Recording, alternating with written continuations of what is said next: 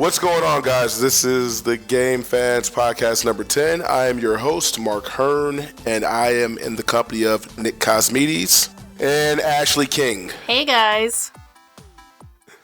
Today is Monday, August 12th, 2013, and we've got a whole bunch of stuff for you. Amazon might be working on a game console of its very own. Major Nelson unboxed the Xbox One, the actual retail package. Also, Iwata-san is speaking on poor Wii U sales. So, all that and a whole lot more. Let's do this.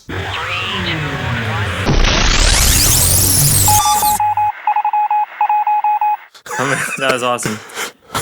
I'm excited for this being number 10. We didn't really talk about that. We've done 10 podcasts. We could have made this Nintendo. Oh, it already... Hey, there you go. It already is Nintendo. That's a good one. Is that our title? Oh, no. So, to the news. All right, well, this week in the news for PlayStation 4, it looks like PlayStation Plus will not be required for PS4's DVR features. This in rebuttal or return of, I guess, Xbox or Microsoft announcing that there were some restrictions with their DVR playback. Namely, 5 minutes? Whereas on Sony, I think it's 15. It's always been 15. That's kind of silly. You would think that Microsoft would at least match what Sony's is. But more importantly, that Microsoft announced that Xbox Live Gold would be required for DVR features. So this was sort of a confirmation, I guess, that for PlayStation 4, you will not need PS Plus. So it's silly because at every turn they bring this kind of thing up. Like, here's another reason why you don't need PS Plus. In the end, you still need PS Plus to play online, and you're going to really want PS Plus when PS4 finally comes out and they start talking about the games that you're going to be able to get for quote-unquote free. Does that make you happy, Mark? Well, see, here's the thing. It looks like Sony's maintaining their stance on the apps and things like that being accessible without a paywall, which is great. And they're just pretty much pushing, if you want to play online and, if you want to play online competitively, you're going to have to pay for it. Yeah, well, I don't think they're pushing it. It's just they finally came to realize, like 7 years later, that if they want a good online network, they're going to need to pay for it. And Microsoft has known that forever. It's the one thing they've done right, is charge for their online play so that they could have a quality, that's, I guess, subjective, but they could have a quality network. And definitely, hands down, that the PlayStation Online service is not up to par if Microsoft is setting the bar. So hopefully, and this is Sony's hope, is that, having multiplayer be behind the paywall, more subscribers will join PlayStation Plus. That'll bring them more money so that they can afford to upgrade their servers or whatever they need to do. But PS4 DVR feature will not be behind the paywall. Next up, Pactor is running his mouth again. When does he not run his mouth? Well, he's running his mouth, but that's what he's paid to do. Here's the difference, though. He's normally stepped on your guys' toes on Wii U, but now he stepped on my personal toes, my actual toes. Pactor says that the Vita, he doesn't think it will sell any better when PS4 comes out with remote play. And Sony's already announced that every game will support remote play. It'll be a system feature. So PS4 games you could play on your Vita if you prefer not to play them on the TV. And this is similar to something that's on Wii U. What do they call it on Wii U? It's called off-TV play on Wii U, and it is one of the reasons that I love my Wii U. Yes. So the fact that this is going to be with PS4 and Vita, I'm really excited about it. But what they're saying is it's going to be a system feature, so it's not really going to be something developers have to worry about.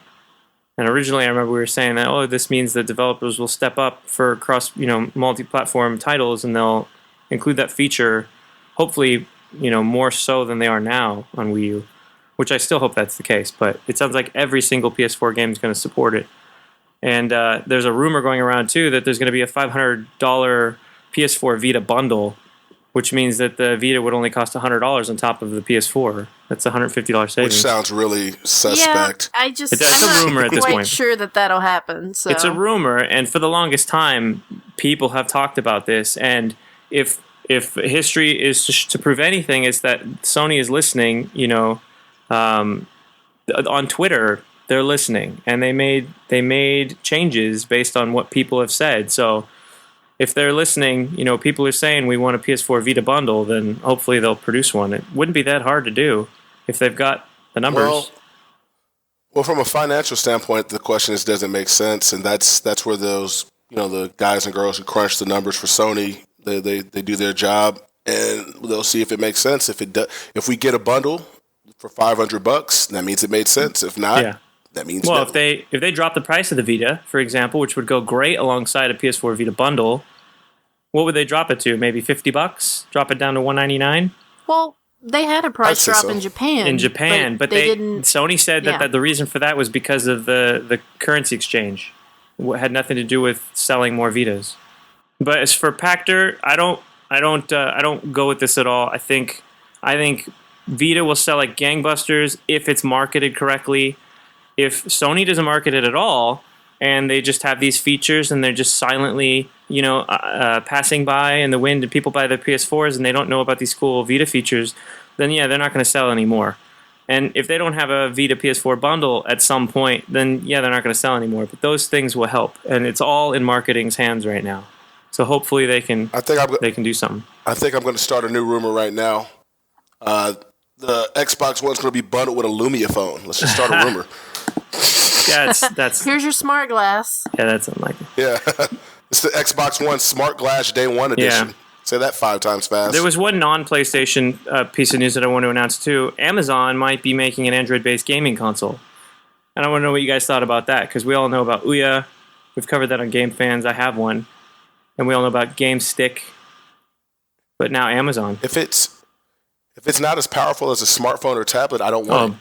I need something that's going to feel. I need something that's going to feel like an upgrade, and I think that's where a lot of people aren't getting it right. I don't want a gimped phone box connected to my TV. I don't know that they would do a gaming console. That doesn't really make sense for them as media pushers. I could see them doing something similar to the Chromecast, because as it is, the Amazon Kindle is like a Trojan horse into their media. You're bound to their ebooks. You're bound to everything on their system, the Amazon Instant Video that they offer. Yeah. And if they want that on your TV, then I could see them doing an Android stick for your TV, not necessarily around games, just media consumption. Yeah. That makes sense. Oh, by the way, in relation to that Amazon Instant Video thing, I just, my daughter bought, was it Despicable Me on Blu-ray? You know how they come with a DVD, digital copy, the works? And now lately they've been coming with Ultraviolet. And Ultraviolet was pretty much just subject to Ultraviolet, and digital copy has always been subject to just iTunes. Well, when I redeemed this one, Ultraviolet went to Ultraviolet, which was pretty dope. And then the digital copy, there were 2 options. There was iTunes, and then there was Amazon Instant Video, which I definitely think that they're working on a media device, and it won't be just purely for games. So, switching gears here for a moment.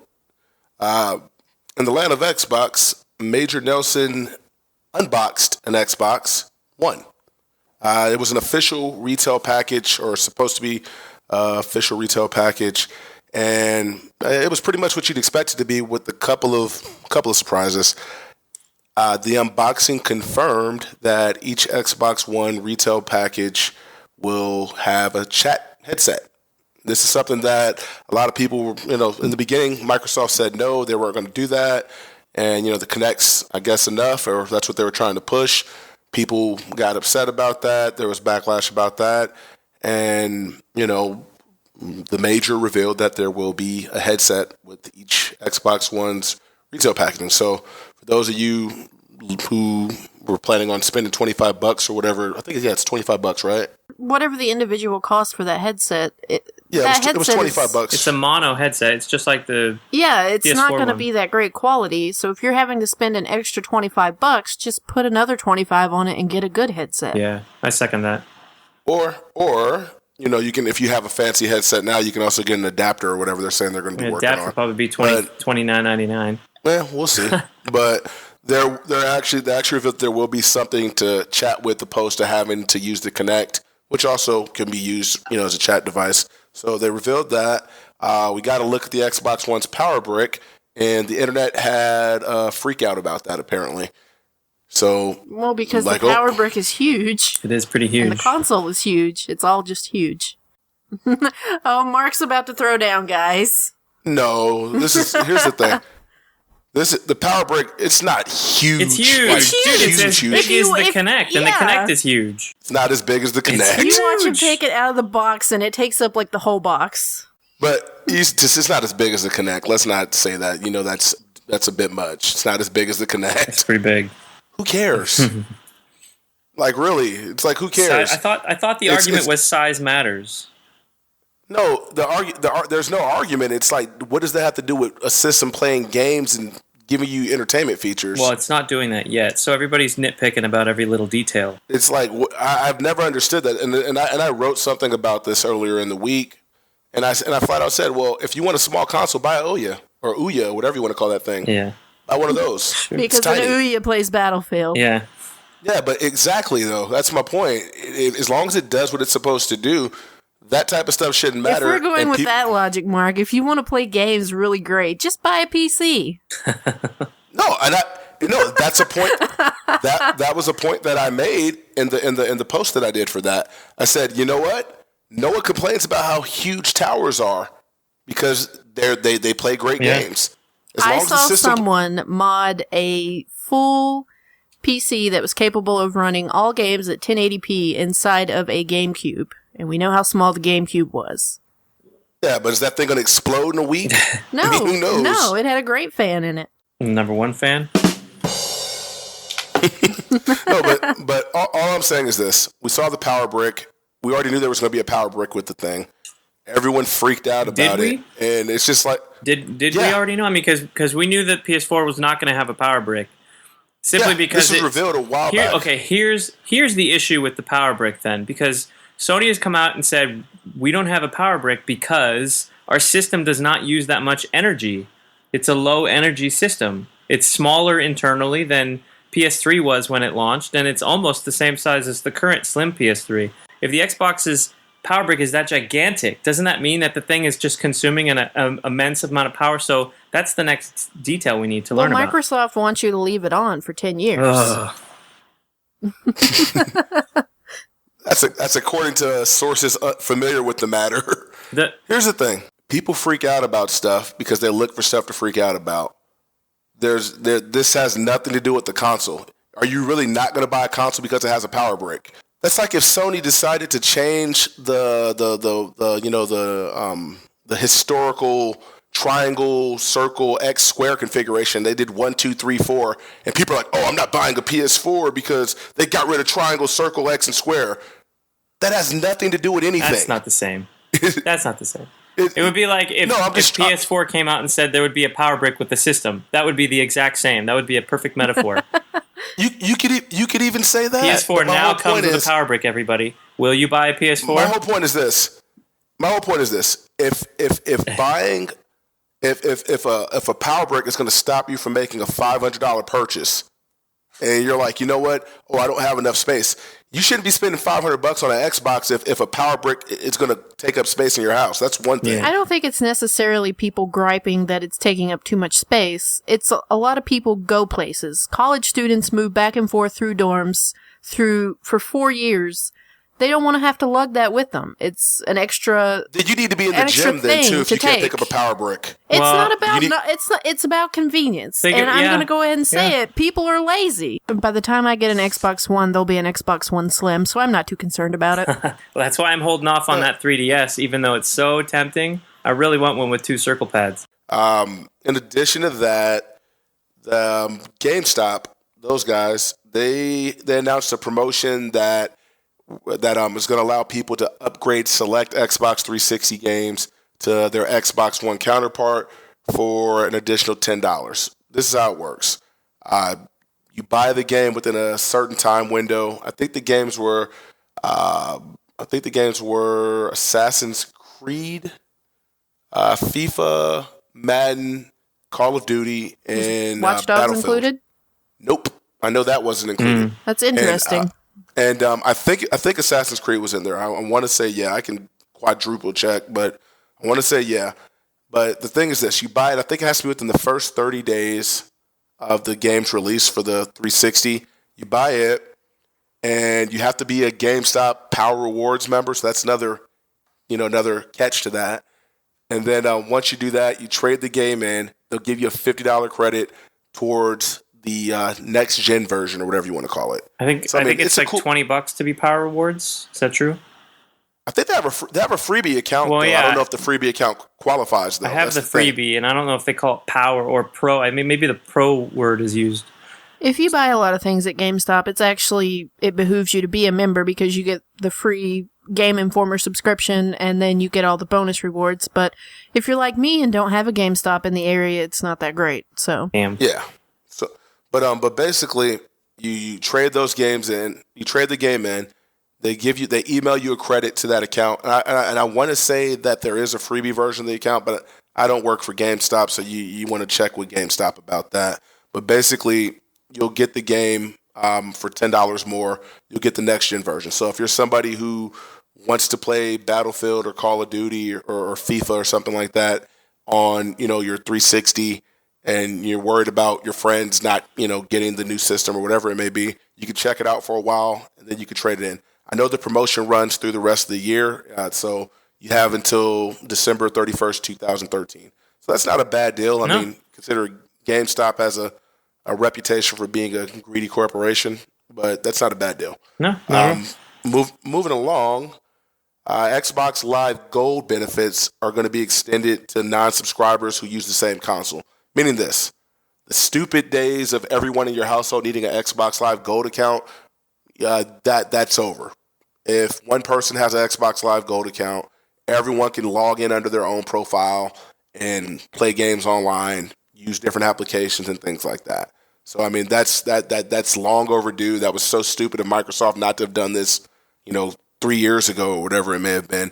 But they're moving forward, and they're eliminating the whole, everyone needs their own account. So that's not too bad. And you guys got any thoughts on that one? I think it's a great move since they canceled the family plan. If you remember, they used to have a 4 gamertag family plan that you could buy for, what was it, $100? Yeah. Yep. And any 4 gamertags, people in college dorms and things would go together and get that family thing, and therefore only pay $25 a year for Xbox Live. So Microsoft kind of canceled that out. So that's a good replacement for actual families. Yeah, because it's like, man, do you really? It's like, okay, you have a console. Say you got 3 kids, and you actually use the Xbox with them. So that's 4 people on one console, like you were saying with the whole college scenario. That's 4 people. You have everyone sharing one profile just to watch Netflix or something like that. You know what I mean? So, I mean, it's a good move. It's long overdue. It is. I won't drag this out, but I do want to say that for the most part, half of it is something that you've always been able to do on PS3.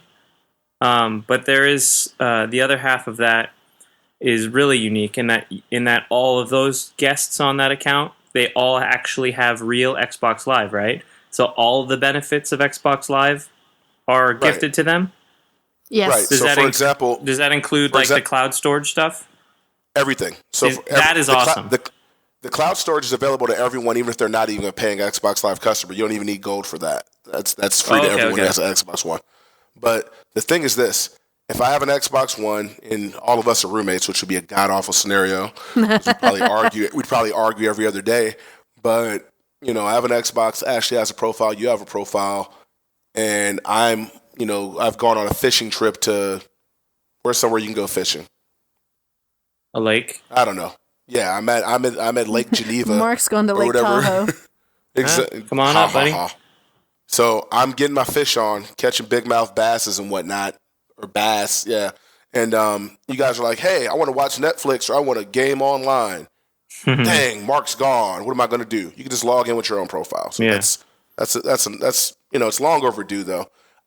Now, has it been confirmed if Sony's going to do the same thing with the PS4? They've already. That's what I just told you, dude. They've already been doing that on PS3. Well, no. You said they did on the PS3, but they were letting people game for free on PS3. Now they're charging them, so they could be doing something different. The PS Plus has always been per user, so that would be something that they have to now announce new going forward. And I honestly don't think they're going to do that. So just to make sure I'm tracking with what you're saying, you believe that PlayStation 4 owners will have to have individual accounts to play online. Yeah, it's right? my opinion that will continue to be the marketing plan there. Yeah, I mean, Sony hasn't confirmed anything, and I mean, they could very well have a very similar setup. And I mean, we could always ask them too. One last small bit. Phil Spencer is going to be hosting a keynote at Gamescom.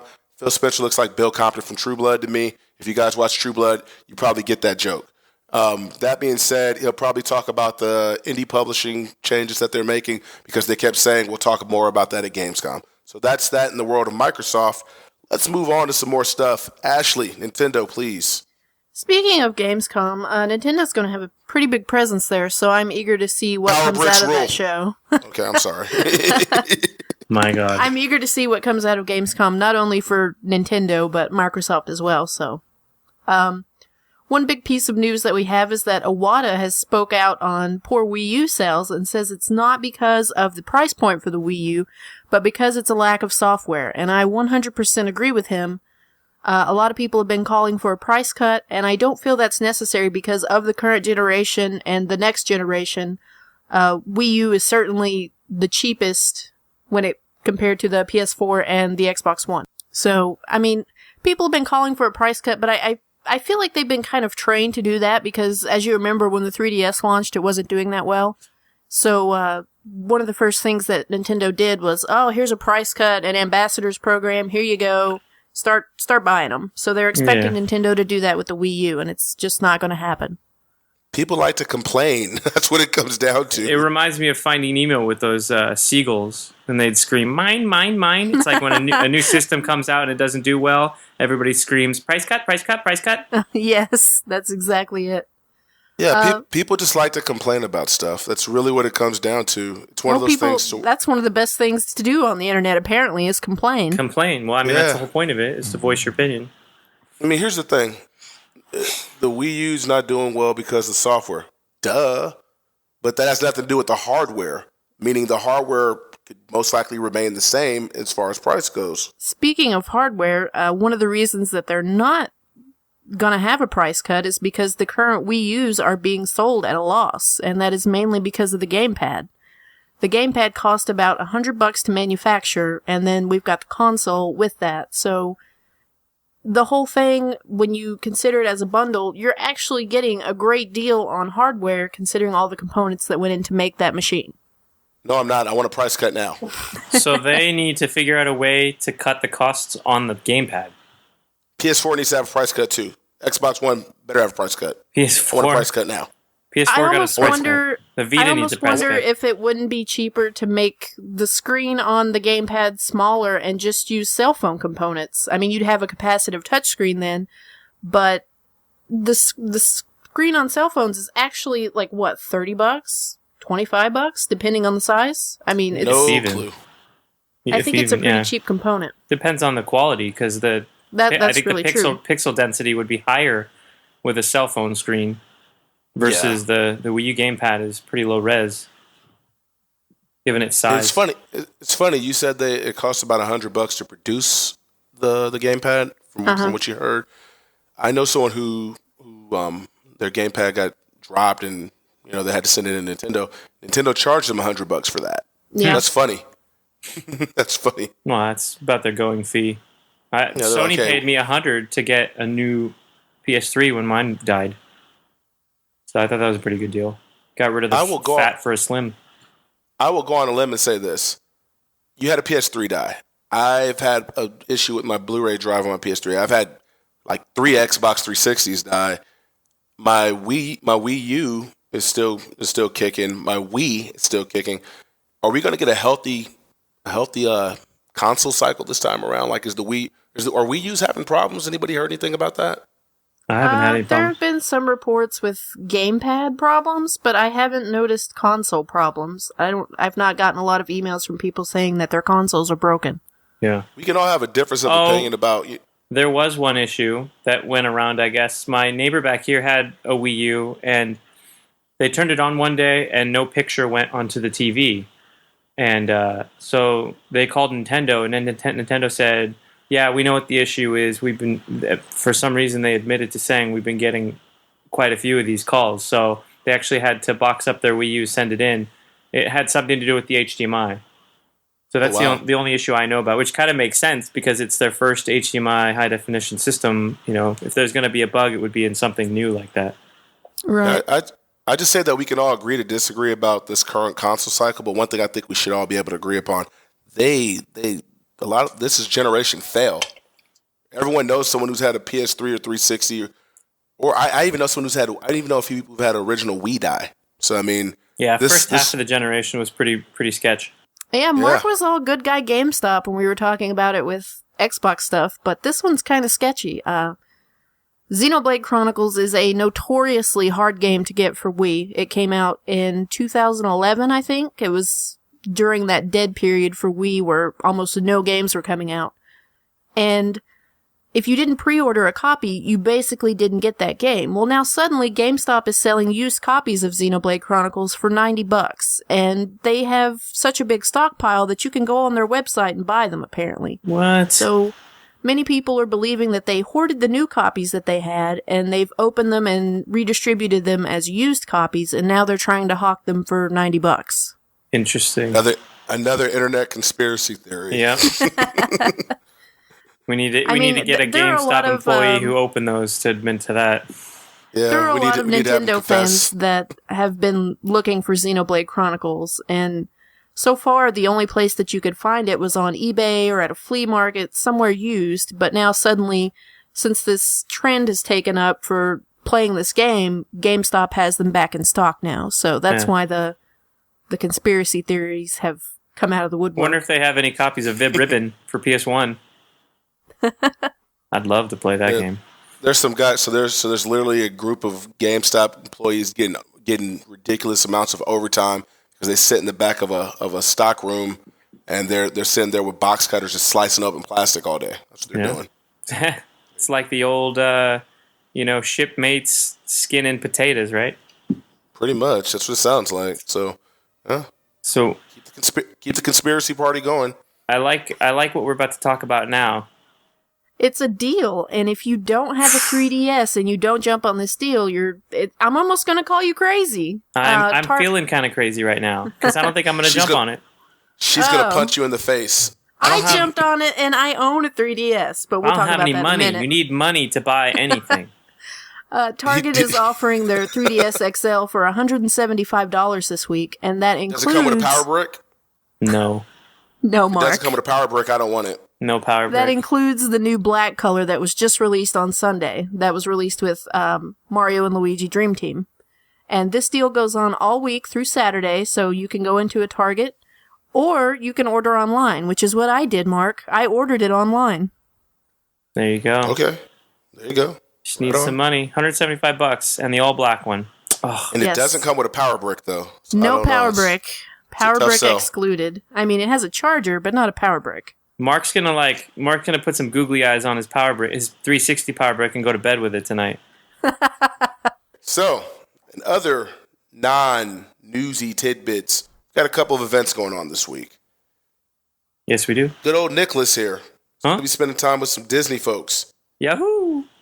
It's going to happen tomorrow, which is when you guys should be hearing this. So, as you're hearing this, it's happening right now. I'm in Disney Infinity. I don't know.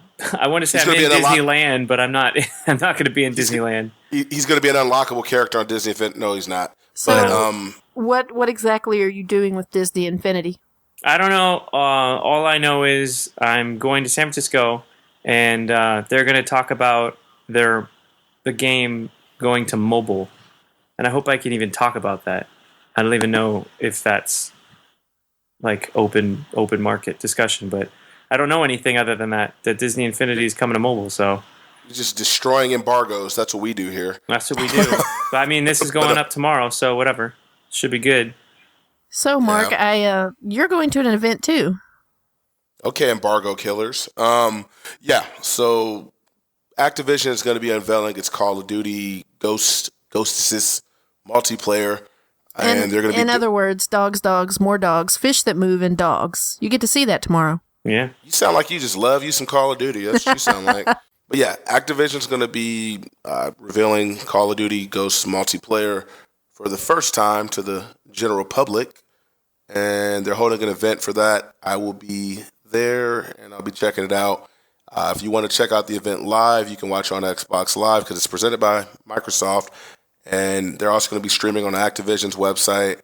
And I think those are the two spots you can watch it live as it happens. But of course, we'll have our own unique coverage for that as well. Looking forward to that. Yeah. Right on. Well, good luck, Mark. Yeah. Good luck at your event. Oh yeah. Likewise. May the force be with you. I think I'll be fine. I don't think there will be any killing or anything like that at my event. It's going to be a little bit, it's going to be crazy. Easier on the conscience. Yeah. I promise you guys, I will ask the tough questions. Oh, so, I'm hoping that Miley Cyrus is at my event. That's just wrong. Mark's going to get up there and be like, "Excuse me, but are there 2 dogs in Call of Duty Ghosts?" No, honestly, I'm going to say, I honestly ask questions like, I ask some hard-hitting questions like, can you have a full dog squad? Is it like the 10 dogs where you can get different dogs? Like you can have pug dogs and snow dogs? How many breeds of dogs can I select? Like a Dachshund, a little baby golden retriever. Can you raise them? Ooh, do they jump on the screen and lick the screen like it's licking your face? Like in Connectimals? I can tell you guys are hardcore Call of Duty fans. And you know what I mean? Contain yourselves. But I wonder, can you train the dogs and teach them to kill? That would be awesome. I'm pretty sure you'll have voice commands through Kinect, like sick 'em. Yeah, that'd be sick, dude. I'm buying an Xbox 360 for that, dude. That's going to be one of my questions. So, I give you a little teaser. I'll stuff my power brick behind my TV any day for dog training simulator in Call of Duty. So, with that said, that's the news. Thank you so much for checking that out. That was the events. Let's do a little bit of that's the news and the events. Dang it. That's the events. So he finally realized what he did. That's the events. That's the events. And moving along. So time for a little Q&A here. Q&A. I had a question in mind, and it hit me like a sack of hammers. Oh, are you okay? And I'm okay. All right. But basically, what's the most disappointing game you've ever played? We're gonna ask Nick to go first. Why me? Oh, wait. Something tells me it's on a PlayStation system. Okay. Are you reading the doc? Are you cheating? No, I'm reading you. Let's go. Okay. Well, because I wrote it down on the doc. So I'm not really one to be easily disappointed, and I'll explain that real quick. I love a good game, but I really love a terrible game. And that's probably a rare quality, but there's been some really bad games out there, and I love them. They're better than the best games. And the best games are enjoyable, and everyone else enjoys them. I think that's the thing. Is it because everybody hates the bad games?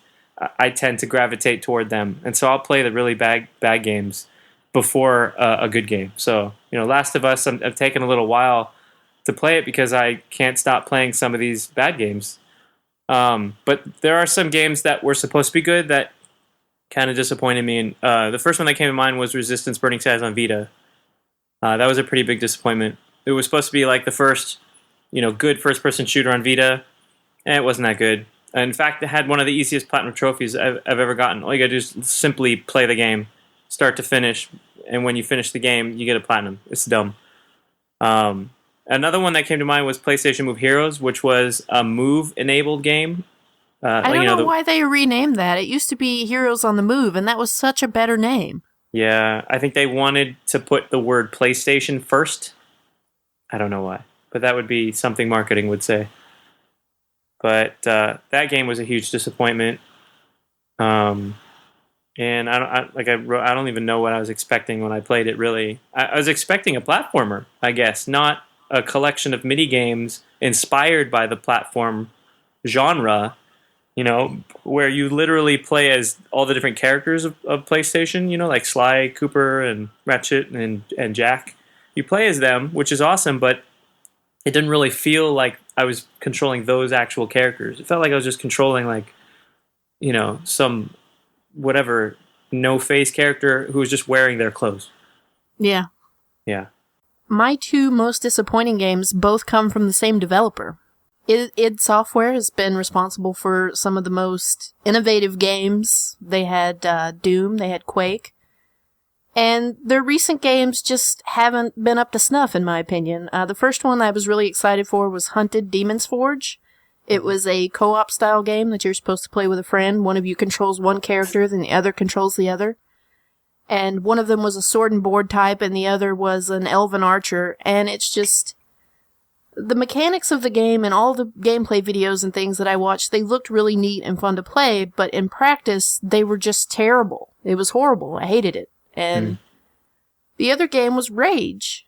I can see what they were going for. They wanted an open world, post-apocalyptic game similar to Fallout, but also with a bit of humor like Borderlands, and what they cobbled together in Rage just wasn't it. I mean, don't get me wrong, the game is gorgeous. Yeah. And the gun mechanics of the game play great. The vehicle component plays great, but putting it all together, it just falls flat, and I was really disappointed in that. You think it was maybe an experiment? I think it was definitely an experiment, but I feel like to make a game like that, they really needed to go with a true open world and not the kind of corridor shooter that got put together. It was just bunch of quests cobbled together, and if they revisit the Rage franchise and make a Rage 2, I really hope that it truly is open world. Would it be Rage 2 or would it be like Enraged? That's a good one. You've just given them the sequel name. You can use it, ID, or id, whatever you call yourself. Go for it. I've always called them ID, so. So, what about you, Mark? The most disappointing games that I've played are, I'm going to go back on one that you guys probably maybe remember. You guys remember Mad World for the Wii? Yeah, I had that. Yeah. All black and white, except for the blood. Yeah. Yeah, because it was a trick to make the game look prettier than it was. Sure. But yeah. You know, that game was a bit of a disappointment because, not a bit, it was quite a disappointment. It was just really, really, I don't know, it was during a time where a lot of people complained that the Wii didn't have mature games and they had a lot of family games and shovelware. And here comes this game that's supposed to be this big boy game, and it's rated M and all that stuff. They pulled art direction straight out of Schindler's List. Yeah, it just had no substance, though. It just felt like a mindless brawler that was trying too hard. Yeah. It was just like a whole lot of profanity. There's nothing wrong. And then just, silly violence. And it's one of those things to whereas the gameplay mechanics just weren't there either. And I mean, I'm all for mindless, killing when it comes to video games. Everything that you're describing right now also sounds like Bulletstorm. But that was another interesting piece of work. But yep. But yeah, it's one of those things to whereas it just didn't do anything for me, and it actually got a lot of positive reviews. I think a lot of people just caved into the pressure of giving a mature Wii game a good review. But that was one of them. Resident Evil 6 was like the worst thing ever. Oh God, I played the demo of that at E3 and knew it was going to be bad, so I avoided that one completely. And you know what? I played it. I played the demo too, and I think I had love goggles on because I just wanted it to be good. And it was just like so the worst bad, thing Mark. ever. It was so bad. It's the worst thing ever. Yeah, I mean, it's bad, really bad. I feel bad for you because you were probably like really disappointed by that. Yeah. He showed me a picture. He bought the collector's edition. Yeah. Yeah. It's like I knew it was going to be bad, but I just wanted it to be good. And you know what's funny? I bought the collector's edition. I played the demo at E3, and I bought the collector's edition solely for the older games that came with it. Mm. You know what I mean? Because it came with like Code Veronica, it came with Resident Evil 4, and Resident Evil 1. It came with all that stuff. So I bought that solely for those. But the game itself was horrible. And I mean haven't horrible. Played a good Resident Evil game since Resident Evil 2. Ooh. Resident Evil 4 was good. I liked the Wii remakes. Was it Resident Evil 0? Resident Evil 0 wasn't. It was a GameCube game actually, but it was. GameCube, yeah. That's what it was. It wasn't bad, but my whole thing is Resident Evil 6 was just horrible. It stunk That sucks. really bad. If you haven't played it, you're not missing anything. Don't play it. So yeah, and I've got one more, and I think it'll be more of a shocker. I didn't like Grand Theft Auto 4. I'm with you there. I did not care for Grand Theft Auto 4 either. If you want to talk about real disappointment, aside from being like a bad game, it wasn't a bad game. It was just underwhelming for me. Very underwhelming. Well, so, coming from like Grand Theft Auto 3, with a memorable character and memorable cast and good story, and then going to GTA 4, it just wasn't the same. It wasn't. Vice City was the peak of the series for me, but I will say I'm actually really excited about GTA 5, so we'll see where that goes. Yeah, I'm going to get GTA 5, but Grand Theft Auto 4 was really disappointing for me. And, there was so much hype about the game, and it's like, this is going to be the first, Grand Theft Auto to come to I guess you could say next-gen console at the time it came out. And it just didn't do it for me. It just felt like it was missing something. But those are my 3 disappointing games right there. Right on. Yeah. So let's see. We've talked about disappointments. We've talked about we talked about the whole letdown thing. Ashley thinks Rage was a disappointment. Nick was disappointed in Resistance, Burning Skies, and I was disappointed in the games I just said. So, thanks for the recap of what we just did, Mark. I know, right? Hey, we might have some goldfish out there listening. They forget. So, what are we playing? Of course, I played Pikmin 3. I got through that for my review this week, and I have to say, the multiplayer modes in that game are some of the best that I've seen, especially with bingo battles.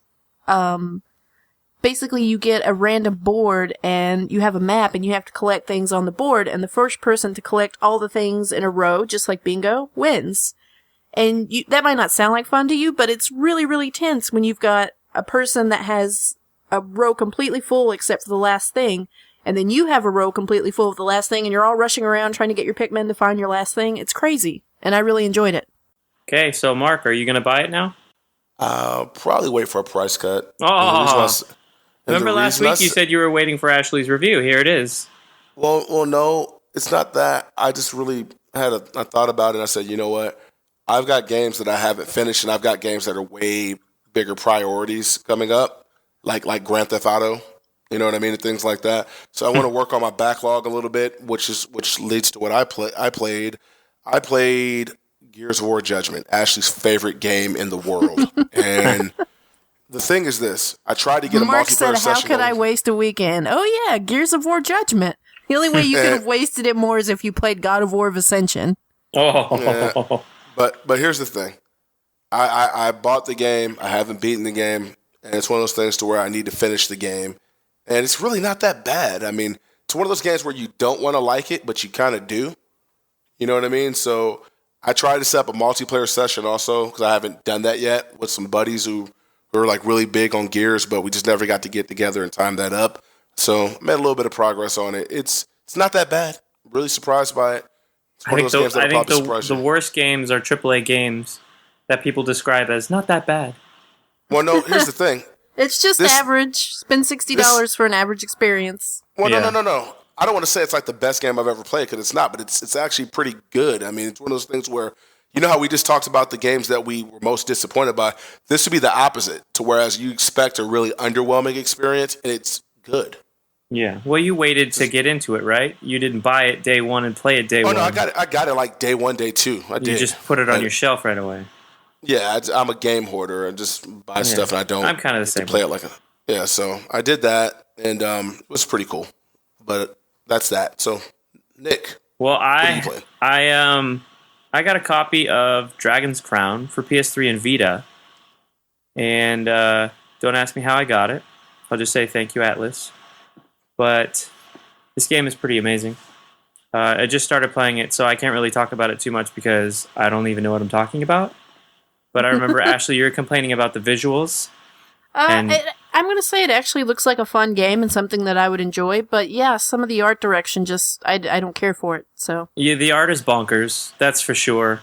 The female characters are like way endowed, if that's the proper word to use. Yeah, like the Amazon, like super bouncy. She has a huge badonkadonk. Like, so really? I chose the sorcerer on purpose because of her chesticles. I don't think I have to edit that out. But yeah, it's just enjoyable to play. I was going to say watch, but play. It's enjoyable to play. Yeah, I think I could have fun with it if I could get past the art direction.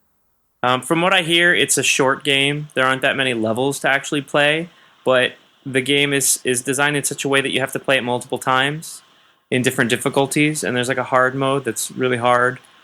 And it has cross-save between PS3 and Vita, but it does not have it does not cross buy, which means if you want to play it on both PS3 and Vita, you're going to have to fork up the money and actually buy the PS3 version for $50 and the Vita version for $40. So that kind of blows. Yeah, that's terrible. Yeah, and then it comes to like, okay, well, if you want to play it, you want to buy it, which version do you buy? Really comes down to like, which version will you play the most? Will you play it the most on PS3, or would you play it the most on Vita? Some people say that it looks better on PS3, and the reason for that is because it's a bigger screen, simply put, but it does look gorgeous on Vita. Just comes down to what you play the most. I'm buying whichever version comes with the power brick. Again with the power brick. Speaking of power bricks, another game I've been playing is Lego Legends of Chima, which has lots of bricks in it.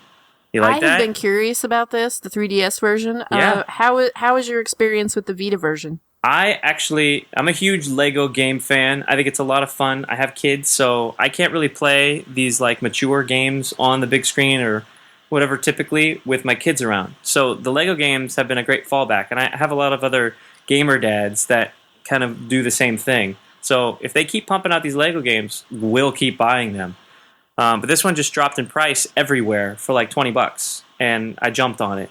The Vita version looks great. I know it's a 3DS Legends port. of Chima like it's not an IP. It's it's their Lego own thing. stuff. Right. Yeah, it's their own Lego set. It's their own Chima Lego set. So they created this world, and the characters are animals. There's like 6 or so characters. You're the little lion class character, and then you have to go like it starts off with like there's these games like Olympic Games or whatever, and there's this energy called Chima that balances their universe, and so they don't let everybody have like as much Chima as they want. They kind of resource it appropriately, and during these games you get like extra Chima or something. And the lion guy lost to the alligator dude. I don't remember their names, so I'm just going to call them guys and dudes, right? Okay. And so the alligator guy won, and he gets this extra Chima thing, and then suddenly he decides to be bad instead of being good, even though he was like best buds with the lion guy. And then he goes off, and now we have a video game based on you trying to, balance the Chima, and the alligator's trying to do triple Chima. Yeah, he's trying to be really bad and give himself all the fuel. So I guess he like hires, he gets the wolves to be on his side, and he gets the rhinos to be on his side, and you have to go rescue a couple of the good factions, I guess. The gorilla faction, which it's hilarious because there's full voiceovers like all the other Lego games, right? Yeah. So this one's no exception. There's full voiceovers. And the lion guys are fine. They sound like, royalty kings. They sound powerful and whatnot. But the gorillas, you would think the gorillas would sound like really tough, right? Well, they're a bunch of like skateboarders. They're like, whoa, dude, that's totally cool. They're like tripping out over these. They're like the turtle from Finding Nemo. Totally, they're like Ninja Turtles. They are tripping out. The whole level where you play through to save, to rescue the gorillas. They're like all mesmerized by these flower machines. I'm not even joking. And like the third group of gorillas you save, there's like a double flower machine that's creating a rainbow. And there's like 2 gorillas that are like sitting Indian style, like totally dazed and confused by this flower machine. You have to destroy the flower machine real quick. Sounds like someone's been smoking some Chima. Yeah, totally. So anyways, that tripped me out when they were like not sounding the way I was expecting, tough gorillas that speak English to sound. They were like, whoa, dude, what's up? Like, why'd you break that? I was totally checking that flower out. Just basic Californians. I guess. Wow, you shut up. I knew I was going to get something out of Mark for that. The wolves kind of sound like wolves. They're like hissy and whatnot. The wolves is my favorite character so far. So once you save all these characters, you unlock them, and you can switch between them, much like any other Lego game. And all the while, you're finding all the hidden character tokens. So everything about the game is just like every other Lego game you've ever played, but it's in this linear storyline that's original. It's not an IP. It's not a Marvel universe. Nothing like that. So, and that the sounds colors really are fun. Yeah, the colors are super bright. It pops off the screen, at least on Vita. That 5-inch OLED looks really good with those colors coming off of it. There aren't any clear signs that it's a 3DS port. In fact, the cutscenes are brilliant. They don't look compressed, which is silly because all the previous Lego games that I've played on Vita, they seem like they're actual console ports, but the gameplay is clearly not. It's their 3DS ports. But the cutscenes will be pixelated. They'll be compressed. And you'll see compression artifacts and whatnot. This game, I don't see anything like that. So I think because it's an original game, it's an original story, it looks really good. It looks sharper and cleaner because of it. So I'll definitely have to check that out. Yeah, I do recommend it. If you can get it for $20, it's a quick sale right there. And it's a lot of fun. On the Vita, is it downloadable? Yes. It wasn't day one. When it came out at retail, it wasn't available for 2 weeks after. But you can download it, but it's $39 downloaded. Oh, I see. Okay. 29, maybe 29. I want to do a quick shout out to Image and Form. They're Swedish developers, and they released SteamWorld Dig on 3DS last week, I think it was, and I picked it up and I played that this weekend. And for $8.99, it is really an amazing game. You're this little robot, and you have to go down through the mine and collect medals and things so you can level up your character, and there's a whole story told as you collect these different upgradables. And I actually got to the end boss. I haven't beat him yet, but it's a fun game. So if you have a 3DS and you want to check out a cool platformer, SteamWorld Dig is it. A little bit of Spelunky, it sounds like. Yeah, it's a lot like Spelunky, actually. Right on. I think we're all waiting for Spelunky to finally come out I think isn't it on PC already? Yeah, it came out on PC on August 8th. Things are almost coming to a close here. I've got one little story I'd like to share with you guys. It's an embarrassing story that happened to me over the weekend. Nick shared a story last week, so I figured maybe I'd follow up with a story of my own this week. And Ashley, you are pressured into telling the story next week. Oh, man. Okay. So, take a listen to this. You hear that, right? It's not static. That's a bag of chips. Now, here's the thing. Doing some grocery shopping over the weekend. In the checkout aisle. Wife and I, our 1-year-old daughter, everybody's been shopping all day, yada, yada, yada. I look on the rack, and lo and behold, Frito-Lay, is it Frito-Lay or Frito-Lay's? Frito-Lay. They have a deal going on where you buy a specially marked bag of chips, they give you 2 weeks of Xbox Live, and they give you a bonus free movie rental from Vudu, V-U-D-U. I don't know if you guys know what Vudu is or not, but it's a streaming service that's owned by Walmart. Are you guys familiar with that? No? Yeah? Yeah, I've used Vudu once or twice. Yeah, so chips cost $1.25. So you get 2 weeks of Xbox Live Gold and Vudu, a free movie rental. So, I'm sold, right? So I see this, I grab a bag. I say, you know what? I'm going to grab another one. Because we're literally about to get checked out.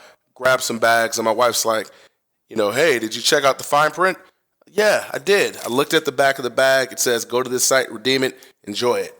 So I grab 4 bags of chips in total, thinking I'm getting over like Rover. Yeah, got 2 months of Xbox Live. I've got a crap ton of Vudu credits. I could probably use those to buy a movie because I'm just going to game the system like that. That's how I roll. Get home. Pop this thing open. I dump the bag of chips in the trash. These are little small bags. These aren't the giant, family bags. Dump it in the trash. I don't want these chips. I just want the code. I go to the website to redeem it. It says, we're sorry.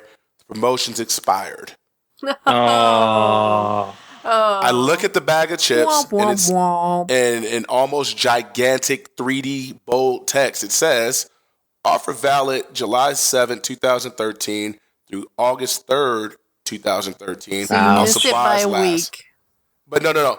I missed the text. And My wife's like, yeah, so you read the fine print, huh? I'm like, yeah. So yeah, I just saw myself having, and this is funny. The car ride home, I'm just elated. I'm smiling, and I'm over here like feeling like I just found the darkest tip that's about to hit the internet. Like, hey, you know what? I'm gonna go back and buy like 30 bags of chips. And she's like, you're gonna spend $30 on this stuff? I said, a year of Xbox Live Gold is $60, so yeah, I'm gonna do that. I'm feeling all good about myself, and I'm all pleased with myself. And I missed the promotion by a week. Luckily, I only bought 4 bags of chips, so I've got snack food for days. But you said you threw it in the garbage. You go dive in the garbage and get it? No. I opened 1 bag, silly, and I dumped the chips out. So I've got 3 bags of chips left over. What did you say what flavor they were?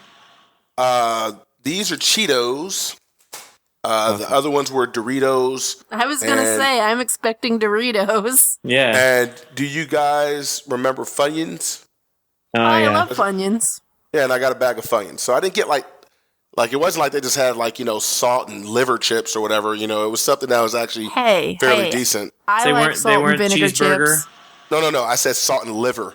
I just made up the grossest chip formula I could think of. But yeah, so I thought I was really about to win here, and no, I did Mark not. struck out. They didn't have a power brick. Shouldn't have bought it. Yeah. So that was a great story. Of my epic fail. Yeah. My epic fail. So yeah, I failed. So that's my sad story. Ashley needs to follow up with her own next week. Next week, a story from Ashley. Yeah. Then I guess that's it. Yeah. Mark likes power bricks, and he doesn't know how to read potato chip bags. That's what we've learned here. Do you want to take us out? Yeah. So if you have any questions, comments, concerns, ideas, please send your emails to podcast@gamefans.com. You can subscribe to our podcast on iTunes. You can follow us on Twitter. I'm at Mr. Hearn. The word Mr. is spelled out. My last name is Hearn. It's Hearn. He's Nick. Nick. Yeah, that's my name. You can follow me on Twitter at Cosmo Crisis. It's KOSMOCRISIS. And I'm Ashley, and you can follow me at Overlord Roar, and I'm not going to spell that for you. Hey, and also we need some reviews on iTunes. If we get some reviews on iTunes, maybe that's something we can read on the show as well. That sounds like a plan. Yeah, sounds like a plan. So, with that said, this is number 10 of the podcast, and we love you guys. We really do.